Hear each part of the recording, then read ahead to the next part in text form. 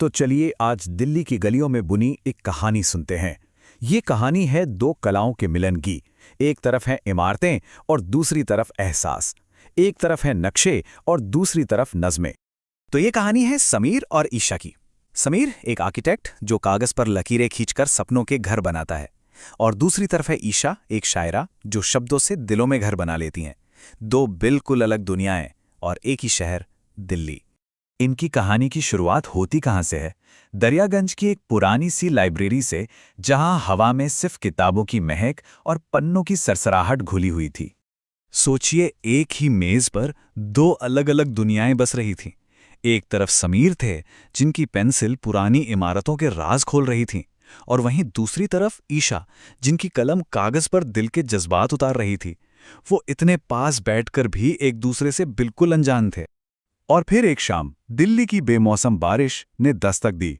Library के दरवाजे पर खड़ी ईशा बस बूंदों को देख रही थी, शायद इस बात से बेखबर कि ये बारिश उसकी जिंदगी में एक नया मौसम लेकर आने वाली थी। और तभी उस खामोशी को एक आवाज ने तोड़ा।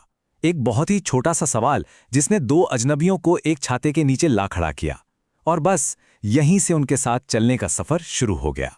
एक छाते के नीचे जो चंद मिनटों की बातचीत शुरू हुई थी ना, वो जल्द ही चाय और गालिब की शायरी से सजी लंबी लंबी मुलाकातों में बदल गई।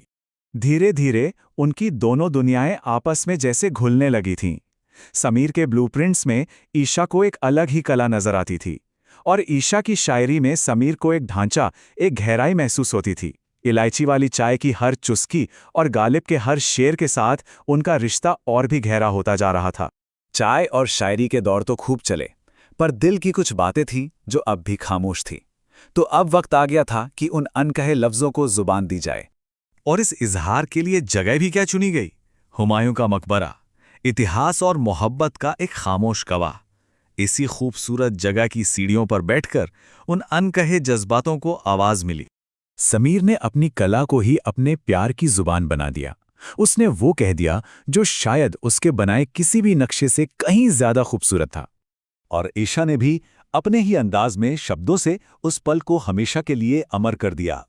उस दिन हुमायूं के मकबरे की खामोशी ने दो दिलों को एक होते हुए देखा। लेकिन हर अच्छी कहानी में एक मोड़ तो आता ही है ना? एक चुनौती जिसने उनके प्यार को परखने का फैसला कर लिया था। और ये चुनौती थी दूरी की। समीर के करियर में एक बहुत बड़ा मौका आया जो उसे देश से दूर इटली ले जा रहा था। ये एक ऐसी परीक्षा थी जिसका सामना उन्हें करना ही था। और ये दूरी कोई कुछ दिनों या महीनों की नहीं थी, पूरे 2 साल की थी। मतलब 730 दिनों का लंबा इंतजार। ये सोचना ही अपने आप में एक बहुत बड़ा इम्तिहान था। जाते जाते समीर ने ईशा को एक ऐसा तोहफा दिया जो सिर्फ एक तोहफा नहीं था, बल्कि एक वादा था।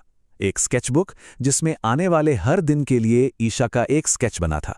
ये याद दिलाने के लिए कि मीलों दूर होकर भी समीर की दुनिया में वो हमेशा हर पल मौजूद है। तो अब कहानी अपने आखिरी पड़ाव पर आती है, इंतजार के खत्म होने और एक नए वादे की शुरुआत की तरफ। तो सवाल ये है कि ये 2 साल बीते कैसे? ईशा ने आज के इस डिजिटल जमाने में भी ना खत लिखने की वो पुरानी रीत जिंदा रखी। शायद उस कागज की खुशबू में उसे समीर का एहसास मिलता होगा। और फिर ठीक 2 साल बाद वो उसी जगह पहुंची जहां से ये सब कुछ शुरू हुआ था। और फिर बिल्कुल पहली मुलाकात की तरह ही कुछ हुआ। बारिश तो नहीं थी, पर सिर पर एक छाता जरूर था। कहानी जैसे अपना एक खूबसूरत चक्र पूरा कर रही थी। वो समीर था, वापस आ गया था। और समीर के इस एक वाक्य ने उन 2 सालों के हर एक पल के इंतजार को जैसे सार्थक कर दिया। जो सफर एक छाते के नीचे बस कुछ कदमों का था, अब वो पूरी जिंदगी का हमसफर बनने का एक पक्का वादा बन चुका था। तो ये थी समीर और ईशा की कहानी। एक ऐसी कहानी जो हमें सोचने पर मजबूर करती है कि क्या आज की इस तेज रफ्तार डिजिटल दुनिया में, जहां सब कुछ इंस्टेंट है, क्या ऐसे सब्र और खतों वाले इश्क के लिए वाकई कोई जगह बची है? इस सवाल पर सोचिएगा जरूर।